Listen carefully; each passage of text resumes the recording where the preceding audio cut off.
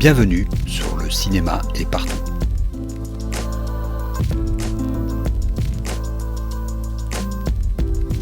Un podcast sur l'industrie du cinéma et ses évolutions.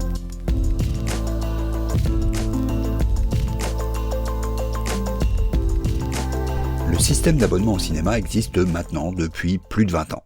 Il a été introduit en Belgique en 2002 par UGC. Et il connaît depuis un peu plus d'un an un petit frère avec la carte Cinéville destinée aux salles art et essai. Cinéville est lui-même une copie de l'initiative du même nom menée en Hollande depuis 2009. Cela commence donc à nous donner un peu de recul pour voir l'effet de la formule d'abonnement sur l'économie du cinéma.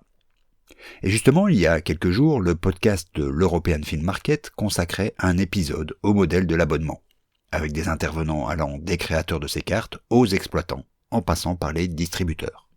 Épisode dont on peut tirer de nombreux enseignements. Commençons par l'évidence. Quel est l'impact économique des formules d'abonnement ?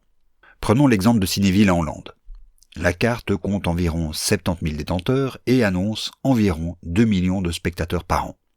Pour une fréquentation nationale qui tourne aux alentours de 25 à 30 millions d'entrées en 2022, selon les chiffres de l'Observatoire européen de l'audiovisuel, cela nous amène donc aux alentours de 6,5 à 8% de la fréquentation via la carte Cinéville.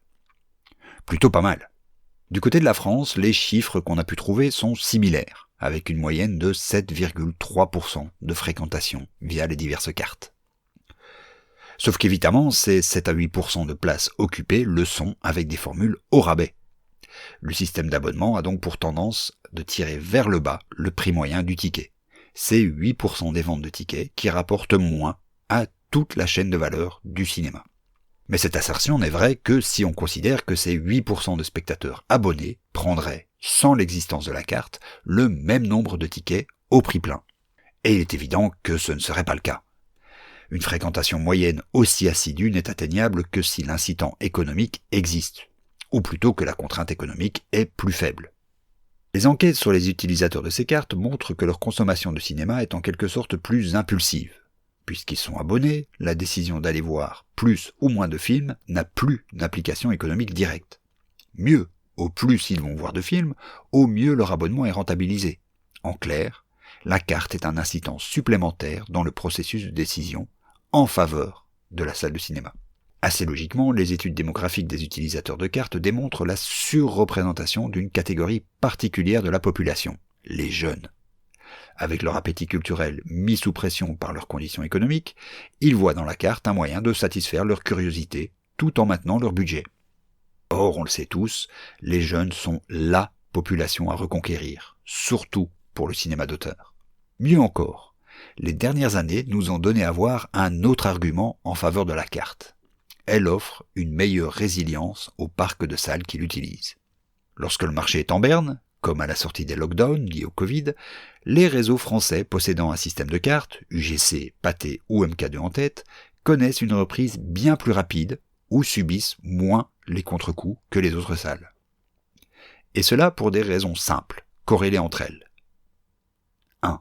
Les personnes ayant opté pour un système d'abonnement sont presque par définition les plus gros consommateurs de cinéma en salle.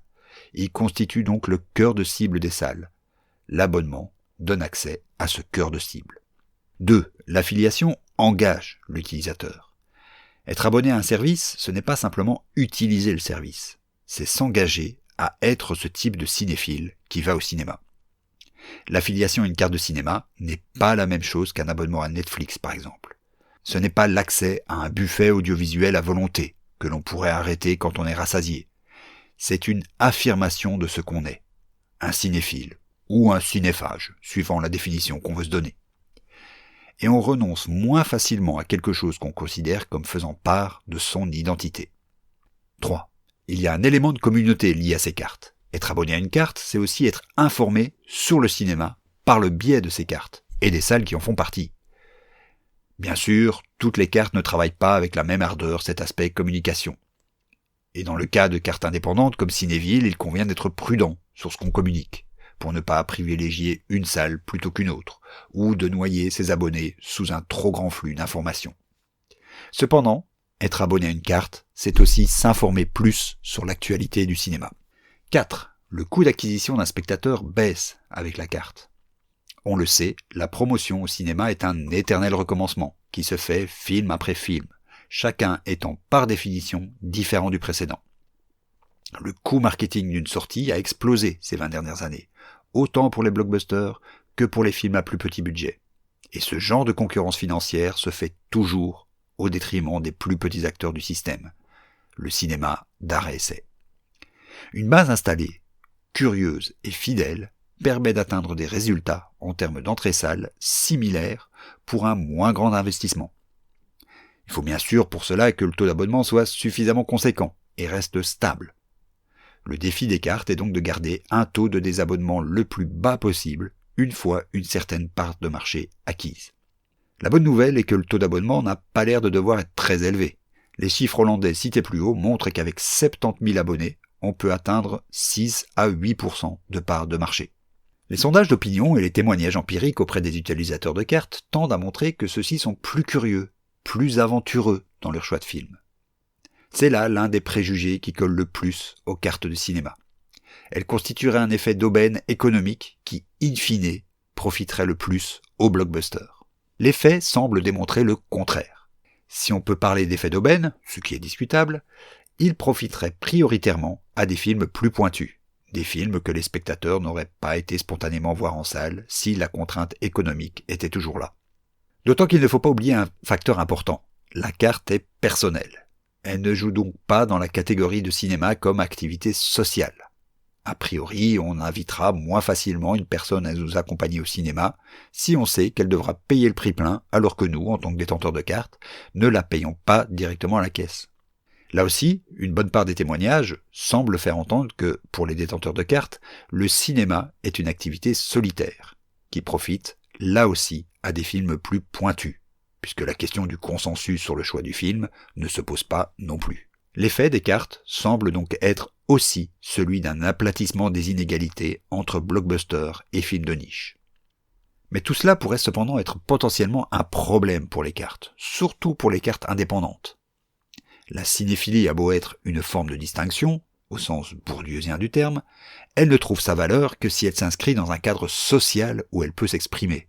Être cinéphile exige une communauté qui reconnaît la cinéphilie comme valeur. À partir d'une certaine masse critique, il faut donc arriver à entretenir l'effet social, l'effet ciné-club si l'on veut. Trouver une juste balance entre une certaine forme d'individualisme cinéphile et le sentiment d'appartenir à une communauté. Cela peut passer par la création d'outils de socialisation, comme l'application Cinéville en Hollande, ou la création d'événements pour les utilisateurs, ou encore la création de contenu pour ses membres. Quoi qu'il en soit, après la phase d'adoption, cet aspect communauté risque d'être un facteur de rétention primordial. C'est ce que démontre là encore l'exemple néerlandais. Les cartes d'abonnement restent des objets relativement controversés dans le petit milieu du cinéma. Certains y voient une offre cinématographique au rabais, une Netflixation de l'expérience de la salle. D'autres essayent d'y voir l'avenir du cinéma, dans un monde qui vire au modèle de l'affiliation dans tous les secteurs d'activité. Les cartes ne sont ni l'un ni l'autre, car la consommation du cinéma est et restera diverse. Par contre, elles sont un outil économique intéressant, autant pour les distributeurs que les exploitants, offrant une base de spectateurs solide, certes moins rémunératrice, mais plus facilement activable. Elle donne également à une offre cinématographique plus variée la possibilité de rencontrer un public qui plus est, plus prescripteur. En sortant d'une vision économique court-termiste, pour englober une vision plus écosystémique, on ne peut se rendre qu'à une conclusion. Les cartes de cinéma sont un outil bénéfique à tout l'écosystème du cinéma. À la semaine prochaine.